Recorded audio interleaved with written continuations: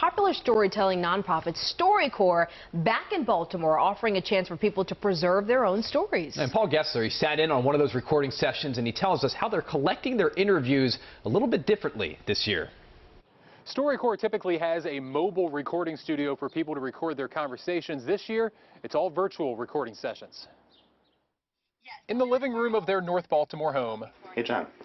How'd we meet? Dan Ewald and John Kometz record their love story. I guess this is a little personal, but I've told it to enough other people, so what the heck. They are two of the latest Marylanders selected to preserve their story to the nonprofit StoryCorps. And he goes down on one knee and he proposes to me, and of course I burst out in tears and say yes 1,000 times yes. John and Dan recorded 45 minutes of their origin story, among the first Marylanders to marry after marriage equality became law in 2013. It is important to tell those stories, and also I think it's important to realize that things really have changed. So their story will be condensed, air on NPR, and eventually archived at the Library of Congress.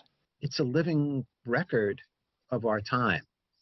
Normally, history gets written about the most famous people, but this is everyone's history. Both of us, when it came to our wedding, how did we plan our wedding? Around the Orioles were out of town. Yep. It's not the first time StoryCorps has come to Baltimore. They've archived other Maryland stories throughout their nearly 20-year history. By the time we got to the hospital, they said there's nothing else they can do for him. Only now, the 2 rounds of recordings, already reserved, are virtual instead of the typical audio booth. StoryCorps is naked emotion at its best. They bare their souls to each other, and you don't often get to hear that every day. You've completely changed my life. John hopes their story proves how much can change in culture in just one generation. Love you, dear. Love you too. We've linked to WJZ.com a do-it-yourself guide from StoryCorps on recording your own conversation and sending it to them. I'm Paul Gessler for WJZ.